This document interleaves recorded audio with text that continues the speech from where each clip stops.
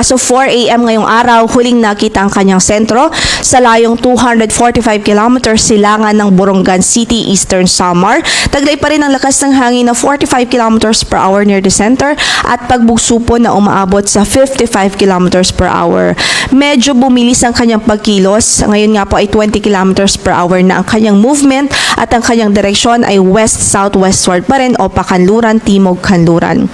Bagamat nasa dagat pa rin ang kanyang sentro, sa kasalukuyan ay nakakaranas na nga po ng malakas hanggang sa matitinding pagbuhos ng ulan ang malaking bahagi ng Visayas at Southern Luzon, maging ang ilang bahagi ng northern portion ng Mindanao.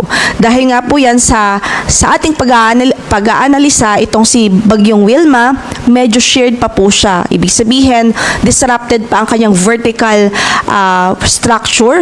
So, hindi pa ganun kalakas ang kanyang sirkulasyon, and as a result, medyo kalat-kalat pa po yung kanyang kaulapan, yung mga pagulan na related po sa kanya. So, hindi pa compact doon sa sentro.